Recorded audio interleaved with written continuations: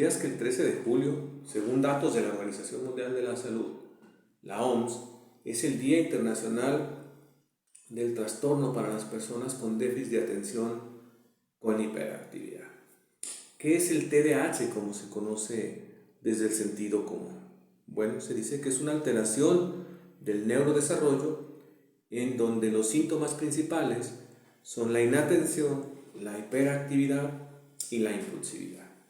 Sin embargo, el TDAH siempre ha estado asociado a un modelo de heterogeneidad fisiopatológica que de alguna u otra manera nos hace pues pensar que está vinculada con algunas áreas específicas de las y los niños, entre ellas las funciones ejecutivas, pero sobre todo implica pues de alguna manera significativas dificultades para poder responder ante ciertos estímulos, como puede ser el planificar, organizar acciones, reflexionar sobre la conducta, sobre todo el tipo de respuestas que está dando, y buscar inhibirla para sustituirla por otra que sea más acorde a la situación, dado que obviamente pues les cuesta trabajo. Recordemos que el TDAH, según datos de la APA en 2013, la Asociación Psiquiátrica Americana, que es la que de alguna otra forma levanta la mano con el DSM-5 y comienza a hacer esta clasificación con un mayor nivel de conciencia, no queriendo decir con esto que la CIE 11 o la CIE 10 en su momento, cuando surge el DSM-5, no tuviera las condiciones necesarias.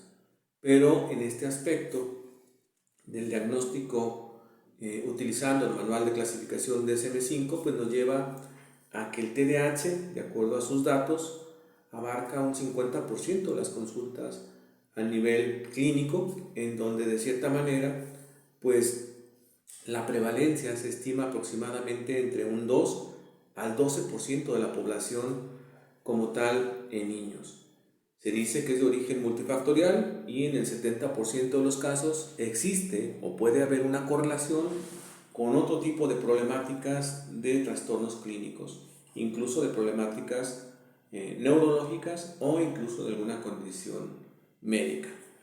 El diagnóstico es básicamente clínico y requiere pues deseablemente un examen muy a conciencia, cuidadoso, así como realizar entrevistas no solo con el niño, sino también con los padres, con sus cuidadores y en algunos casos con los profesores o con las personas que estén interactuando con el niño y nos puedan obviamente aportar información valiosa para poder realizar obviamente una integración de información adecuada que incluye una psicometría muy bien elegida, con la cual vamos a poder realizar un diagnóstico preciso, pero sobre todo un diseño de tratamiento e intervención más cuidadosa. Muy buenas tardes, mi nombre es Francisco Reyes. Hoy quiero hablarles del trastorno por déficit de atención con hiperactividad, sobre todo hacer un análisis a conciencia, quizás simplista, sobre lo que esto implica. ¿Quién soy? Soy secretario de Comunicaciones de la Federación Nacional de Colegios, Sociedades y Asociaciones. Y bueno, hoy me toca participar muy gustosamente en estos diálogos FEN, en donde buscamos pues hacer un análisis sobre la información que puede ser relevante no solo para las y los profesionistas de México, sino también para el público en general. Bueno, hablemos un poquito más de lo que tiene que ver esta cuestión del déficit de atención. Como ya les decía, en muchos casos la prevalencia de este tipo de problemáticas van de un 2 al 12% en poblaciones pediátricas, o en este caso en niños. Sin embargo, la prevalencia puede aumentar dependiendo el contexto. En este sentido, algunos autores mencionan que la relación de niño y niña es de 4 a 1, aunque algunos otros hablan de 2 a 9 niños por cada niña.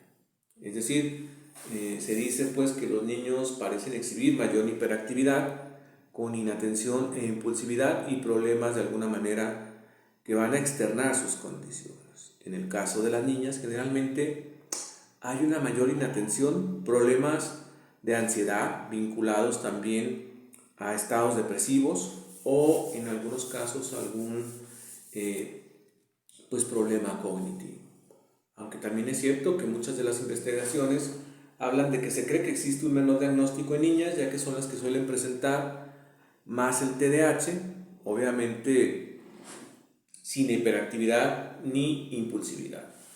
Entonces, al no generar mucha perturbación de manera significativa, pues de alguna manera los adultos no se sienten incómodos, y entonces a los que suelen llevar a la consulta es a los niños, sobre todo por alguna recomendación por parte de las y los docentes que les sugieren una evaluación, o que incluso en algunos casos les piden que de cierta manera ya no asistan a la escuela hasta que no sean al menos recibidos y sobre todo valorados por un especialista.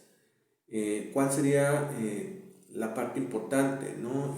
Debemos de entender que siempre puede existir un diagnóstico diferencial. ¿A qué me refiero con esto? En algunos casos es importante de alguna manera comprender o considerar que los síntomas básicos no siempre van a ser dificultades asociadas al TDAH.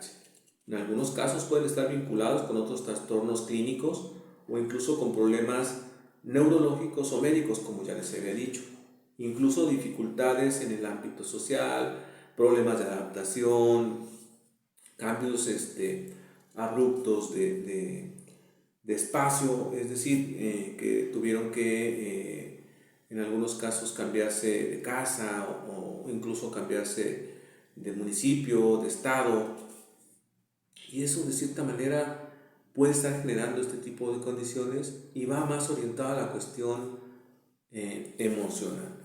Sin embargo, también tenemos que tratar de poder observar cómo esta condición pudiera no estar impactando en las diferentes áreas de desarrollo individual de nuestros y nuestras niñas.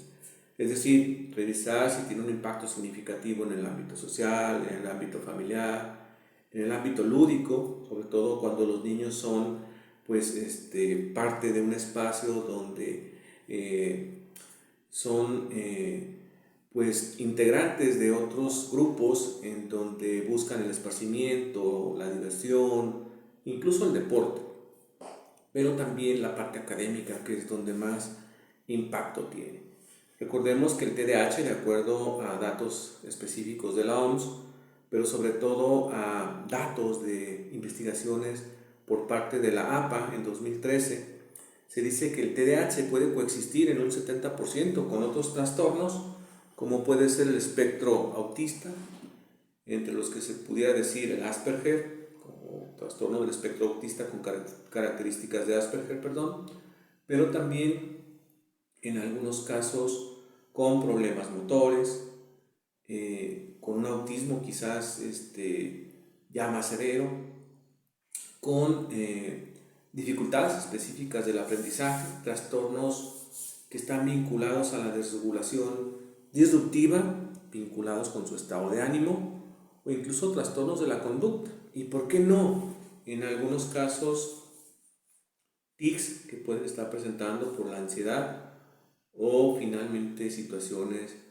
de oposicionismo desafiante, que es muy común en algunos niños cuando van creciendo y tratan de adaptarse al entorno, pero también a esos estímulos que pudieran estar o no identificados, y que de cierta manera el niño los está tratando de neutralizar de una manera inadecuada, y entonces es que presenta conductas disruptivas que obviamente le van a impactar en su desarrollo individual. Es muy importante distinguir entre el TDAH de la inatención, la hiperactividad y la impulsividad esperables en una etapa evolutiva, ya que en muchos casos los niños, de acuerdo a lo esperado, tratan de irse adaptando a sus condiciones de crecimiento, y quizás o posiblemente al hacer una comparación con otros niños de la misma edad con condiciones distintas, pudiéramos cometer ese error de que el niño está presentando una problemática y no necesariamente una situación de adaptación. Entonces habrá que darle tiempo en ese proceso, ya que posiblemente solo sea parte de su condición de adaptabilidad.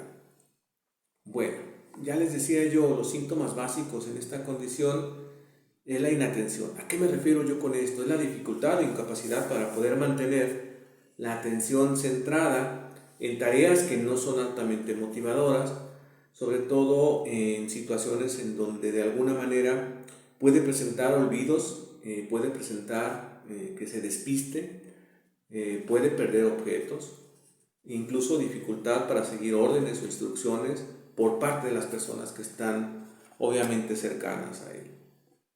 Pero también son personas, en este caso niños, que pueden llegar a presentar una dificultad para terminar sus tareas, pueden llegar a presentar problemas al momento de interrumpir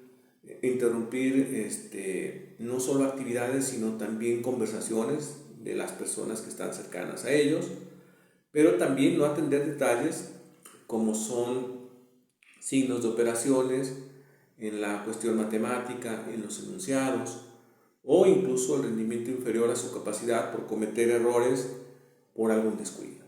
También en algunos casos un cambio frecuente en el tipo de juego, pero también dificultades para organizar y planear las cosas. En algunos casos pueden llegar a presentar un rechazo de tareas que exigen esfuerzo mental, distracción fácil y sobre todo en algunos casos algunos estímulos extras.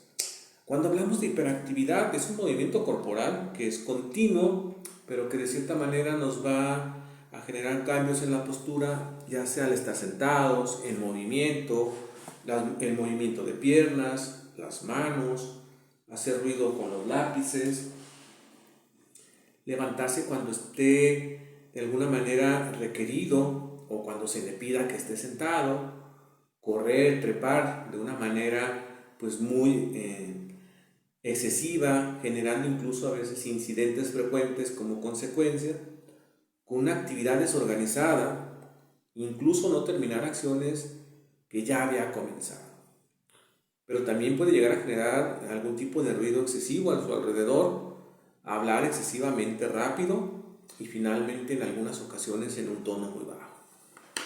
¿A qué nos referimos con impulsividad? Es responder y actuar sin antes pensar, responder antes que la pregunta haya sido formulada, pero sobre todo entender algunos enunciados largos o dificultades para esperar los turnos, así como interrumpir, como ya les había dicho, conversaciones o el juego de otras personas, generando pues obviamente incidentes importantes. ¿Por qué hablar del TDAH? Recordemos que las manifestaciones del TDAH van a variar según la etapa de desarrollo y generalmente la mayor demanda de atención ocurre entre los 6 y 9 años de edad, cuando ya las características del TDAH comienzan a impactar de manera significativa y en algunos casos de manera negativa en el funcionamiento cotidiano de los niños. Al realizar la historia clínica, podemos darnos cuenta que los síntomas iniciaron a una edad más temprana a la del diagnóstico, pues existe una correlación evolutiva. Muy bien, ¿cuáles serían los beneficios de actuar a conciencia con esto? Bueno, me parece que si analizamos este punto que ahora les voy a tomar, pues de alguna manera podemos entender mejor las cosas. Voy a parafrasear o tratar de recordar el cuento de la jirafa Antonia. Antonia es una jirafa que, como todos los niños, asiste a la escuela en el zoológico. Con ella asisten la tortuga, la rana, el león, el elefante, el mono y el profesor Bigotes, que es un lobo marino. A todos les agrada ir a la escuela, incluso a Antonia. Ella se divierte mientras juega con sus compañeros e intenta hacer los deberes, con la salvedad de que Antonia tiene un problema. Ella es muy distraída. Casi todos los días se retira de la escuela sin haber podido terminar los deberes de la clase que el profesor Bigotes les asigna a todos y cada uno de los niños. Sucede que Antonia se entretiene con las aves que vuelan en el cielo. Se le cae el lápiz y se distrae sacándole punta o escucha ruidos en otra aula Entonces se levanta de su asiento y va en busca de descubrir en dónde están esos ruidos. Todos sus compañeros saben que Antonia es muy distraída, pero igual es muy buena y todos le quieren. Un día el profesor Bigotes les pide a los niños que hagan un trabajo en equipo, el cual consistía en un mural. Antonia hace su grupo con 3 de sus compañeros, la rana, el mono y el elefante.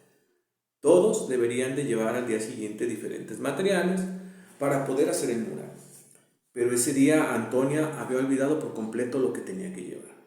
Sin embargo, sus compañeros se enojaron muchísimo con ella, pues el mural no quedó muy bien de acuerdo a las condiciones y sobre todo porque no tenía sus materiales. Antonia se sentía muy angustiada. Estaba triste por lo que había sucedido. El profesor Bigotes habló con ella para pedirle una explicación, pero al ver las lágrimas de tristeza en su rostro, entendió que ella estaba teniendo un problema y que entonces debería de ayudarla. Es así que se le ocurrió que Antonia hiciera un juego dentro de la clase. Es decir, iban a jugar al eco. ¿Y cómo se juega al eco, profesor?, preguntó Antonia. Es muy fácil, dijo el profesor. Cada vez que yo te escriba un deber o ejercicio para hacer algo en la pizarra, tú debes repetir en voz muy bajita lo que yo he dicho. Por ejemplo, pensemos en que voy a preparar un proyecto de las ciencias para presentar en la feria. Así tendrá lugar en unos meses y vamos a ver qué pasa. Pero sobre todo, ¿cuáles son los pasos necesarios para hacer esto? Tenemos que usar un cuaderno y anotar cada paso que damos. Primer paso, ¿qué es lo que tengo que hacer? Segundo paso, reunir los materiales que me están pidiendo. Tercer paso, separar los deberes. Puedes separarlos por tamaños o por colores. Cuarto paso, dibujar un gráfico, ya sea un esquema o un cuadro o como más se te acomode. Quinto paso, pega los materiales encima para construir aquello que me están pidiendo. Antonia estaba feliz. Ella sabía que era una buena condición y una buena idea, y estaba ansiosa por realizarla, pero pronto la sorprendió un pensamiento.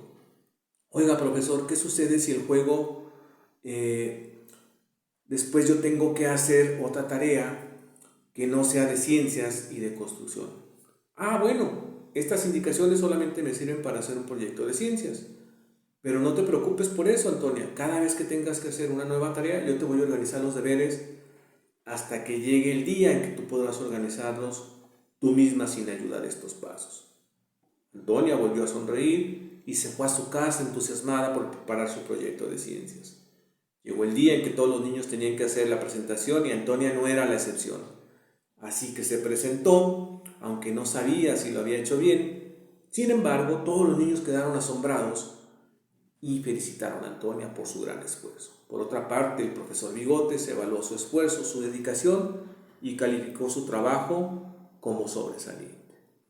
Muy bien, quiero cerrar con esto. Recordemos que hablar de una atención en el caso del déficit de atención con hiperactividad no es sencillo. Debemos de trabajar a conciencia, tenemos que revisar y analizar cómo nos vamos a vincular con otras u otros profesionistas que nos permitan darle certidumbre a este proceso de restauración de la salud, pero sobre todo dotar de herramientas adecuadas que le permitan a la persona con déficit de atención e hiperactividad mejorar su desarrollo individual. De aquí la importancia de hacer un diagnóstico a conciencia. Tratamientos hay muchos, sin embargo, uno tiene que tener esa certidumbre de que tiene que revisar cuáles son los elementos más preponderantes, cuáles son los profesionistas que deben de intervenir y cuál es el compromiso que nosotros como personas vinculadas con alguien que tiene un diagnóstico de TDAH pues requiere para poder mejorar sus condiciones. Esto han sido las charlas FEN, diálogos FEN, espero lo hayan disfrutado. Quiero agradecer por esta participación y bueno, esperamos seguir contando con otros profesionistas. Hasta luego, muchas gracias.